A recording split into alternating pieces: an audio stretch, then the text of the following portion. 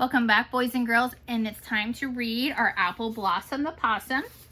We should be ready for chapter 6 today, page 39. Are you ready? Grab your books and get ready to follow along with me. Gallon gas. It's just that simple. A possum can lift her tail and release foul air, and it gives her a better chance to survive when in danger. Playing dead is one thing, but smelling dead is another. It adds a whole other layer to possum performance. The gallon gas is a special effect, and a special effect can enhance even a very dull act. All of the A babies now want to work every waking moment on their acting techniques. So for the next few days, the possums spend as much time as possible performing tense and scary scenes. And for the first time, Appleblossom excels. It turns out that being the easiest to frighten can come in handy. Once her brothers and sisters see how fun it is to make Appleblossom go numb, they all want to be part of her show. On 7 different occasions, Appleblossom collapses to the ground, arms stiff to the night sky. She is terrific at fainting and releasing an awful smell, because to her, it's all real. Mama watches and is very proud. All of you should observe Appleblossom's technique. You will see that she is free and bold in her performing choices. She doesn't hold back. Great acting involves preparation and then an authentic response. Angie raises her hand. Could Appleblossom explain her process? Could she give us pointers? Appleblossom's face grows hot with embarrassment. I really can't say how I'm doing it. I keel over because I'm completely in the moment. Mama Blossom gushes with excitement. That's just how good you are. Actors find a way to be open to the world. They channel emotion. Keep your eyes on your little sister. She's going places. A week later, Mama Possum has a new lesson planned for her babies. After waking them, she feeds the group a good breakfast consisting of 8 snails, 2 in broken shells, 3 worms, still alive, and a variety of seeds purloined from a bird feeder, and a pile of mushy coffee grounds, good for digestion, trapped in a hardened paper filter. She insists that they take turns and everyone gets part of the prize, and then she makes an announcement. There are car paths all around us. I navigate these areas all the time, and tonight you will take the stage and cross, one by one, alone. Appleblossom raises her hand. What if we don't think we're ready yet? Mama Possum nose twitches. You're ready. Appleblossom is anxious, but Mama Possum turns back to the group. Even if you aren't ready, act ready. Each of you take your turn. Stage fright can be overcome. Fake it until you make it, possums. Appleblossom can't stop herself. She whispers to Antonio, I'm never crossing. Mama Possum hears her. You already have, many times, but you are my pouch and didn't know what was happening. So it's true to say that you have all done this before. Antonio feels it's necessary to add, yes, but not by ourselves. Mama Possum tries to be patient. I remember the first time I crossed the car path.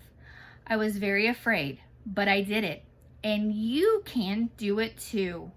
The most important thing about crossing is timing. Amlet tries to be the bravest performer and shouts out, I will make the first entrance. I am not afraid of stepping out onto a car path. But instead of being pleased, Mama Possum looks angry. No, Amlet, you must be afraid, and for a very, very, very good reason. A car is too large and too powerful for any possum to ever challenge. Playing dead doesn't work for these monsters. They run right over dead things. They even slam straight into each other. Amlet's nose twitches and his eyes slide off into the distance. His chest isn't as puffy as before. If he's acting hurt, he's doing a good job. Mama Possum raises her tail and commands, form a line. Angie shouts with her trademark excitement. A chorus line? Mama Possum shakes her head. Not this time, Angie. Appleblossom moves to the back of the group as they assemble. Antonio takes the place right in front of her. Amulet stays in the front. After a lot of pushing and shoving, they manage to find some kind of order. Overhead, a full moon suddenly pokes through the clouds. It's so bright that Appleblossom can see her shadow and is shaking. Mama Blossom glances up at the sky and mutters to herself, "Too much moon." But a moment later, her eyes settle on a wide cement path. No cars can be heard, so Mama heads out into the open. She stops in the middle of the path and then rises up so she's balancing on her back legs. The show must go on, now one at a time. Look both ways before you cross. Amulet, you want to be first? Take the stage when you're ready. Appleblossom is too nervous to watch, so she turns her head and stares up into the night sky. Amulet doesn't prepare. He doesn't center himself. He doesn't do a single breathing exercise or even look both ways. He starts running. His whole body wiggles as he scrambles out into the wide cement path. He's halfway across when Appleblossom screams, "No, Amulet, watch out!" All the babies, except for Amulet, look up to see a shape in the sky. It is large and has wings and is headed right for Amulet. Angie and Alberta and Ajax and Abdul and Alan and Alphonse and Augusta and Alejandro and Alicia and Atticus dive into the ivy. Antonio and Appleblossom hold hands and run into a drain pipe. But Amulet, intent on his performance, keeps moving. The moonlight reveals that the flying attacker's feet are bony with hook-sharp ends. Right before they sink into Amulet's spine, Mama throws herself on top of Amulet and he slams to the ground.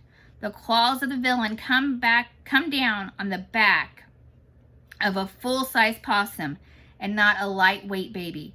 Mama lets out a single awful scream, and the flappy maniac lifts his hand and releases. All is not lost. Ooh, boys and girls, let's see what happens. Chapter 7. Did you see the picture? See what that was? An owl. And there was Amulet. All right, chapter 7, page 47. Here we go. They are called owls. And these night creatures are just one more thing for the A babies to add to the terrifying list that keeps getting longer and longer. But the good news is, as they get older and bigger, these enemies will no longer be a problem. Amulet survives the attack with a bruised nose and sore knees and a permanent crimp in his tail. But the cement path show is closed after the incident and no further performances are scheduled. Amulet is changed after that night. Appleblossom notices that he becomes a different kind of actor. He never again puffs out his chest and shouts, "To be or not to be." He's more of an ensemble player after the owl incident, and he stays close to Appleblossom. He is, as he explains, filled with self-doubt. Mama Blossom doesn't complain even once about her wounds on her back. She says that it's the moon's fault. Everyone is vulnerable in a spotlight. So there's another lesson to be learned. Pay attention to the moon and the stars. The importance of lighting can make or break a performance. A week passes and they do all of their best to forget about the villains known as the owls and the moon that can be too much spotlight. Now Mama Possum doesn't give much instruction when they follow her up a tree or ride on her back. She's quiet and her eyes focus into the distance on something they can't see. She's there and not there. Not many nights later, it's windy with a half moon when Mama Possum makes an announcement. Tonight we separate and put on our own shows. All the A possums are alarmed. They are never solo acts. That's one of the rules of an ensemble company. They stay together no matter what happens. Mama continues. Tonight I want you to strike out and find your own food. This is no dress rehearsal. I need you to show me how skilled you are. Alan pulls his tail around his tummy and his waist gets small. He keeps it this way like a belt, even though it looks very uncomfortable, as he asked, "Why can't we do it as a troupe? We are a community of players and we..." Mama stops him. "You are big enough. You're strong enough. You're ready for the center stage. Mama's voice changes and it gets soft and suddenly sad. Now I've told you many stories about good times growing up with my sisters, Carletta and Chrissy. The babies nod. And we were in the woods when we all came up, my sister Cherry. The babies nod again. But I don't live with Carletta and Chrissy and Cherry.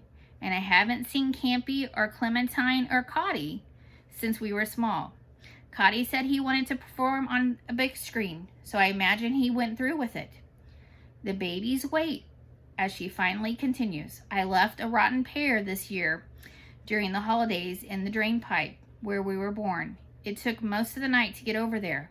If it hadn't been raining, it would have been easier. I made a bow out of this strain of spaghetti and I placed it on top. But I never heard back from anyone. We are a family. There's no changing that, even if I don't get to see much of them. The babies don't move a muscle. Then Antonio whispers to Appleblossom, "She's reminiscing." Appleblossom leans close. "Is it acting?" Antonio keeps his voice low. "It's thinking back on the good times. You don't usually need to act to do that." But Mama Possum doesn't speak anymore about her brothers or sisters or where they are or the pear wrapped in a spaghetti bow that no one thanked her for. And she doesn't bring up her own mama or her own papa. Instead, she swings her large body around so that the babies can see her tail as she says, "You know what to do. You were born to be actors. Tonight, act brave. Stay out of the street light. Stay away from all light, for that matter. Be alert. Don't talk to strangers, especially skunks. And look both ways if you decide to take the cement path." She starts to walk away. Angie steps forward. She half wails what they are all thinking. "But Mama, what about the monsters?" Mama Possum keeps moving. Her voice is thick, like maybe she swallowed something too big and got stuck. "Make sure to be asleep when the sky turns purple. There's nothing more important." Mama Possum lifts her head high into the air, and they see the top of her nose twitch. Should danger strike, remember to play possum. All the world's a stage. And without looking over her shoulder, Mama slips into the ivy and is gone. The young possums are wide-eyed. Before Amulet was almost eaten by the owl, he would have shouted that he wasn't afraid to go off by himself, but now he just stands silently in the shadows and stares at the place where his mother had been standing. Antonio takes a deep breath and speaks to his brothers and sisters.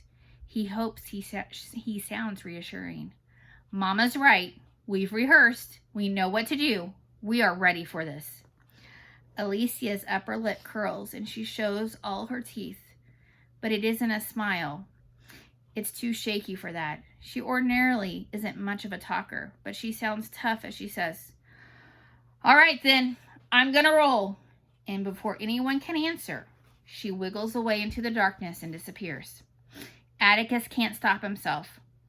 I'm going to tell Mama." Alan's dark, intense eyes fall on his brother.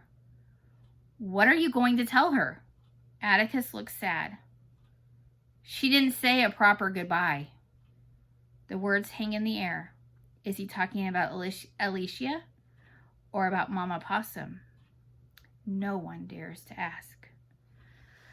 Boys and girls, we will start with chapter 8 tomorrow. I hope you're enjoying this book, and we'll see what happens when the baby possums go for their first hunting to find food alone without Mama Possum. Have a great night, boys and girls, or a great day, and we'll see you soon.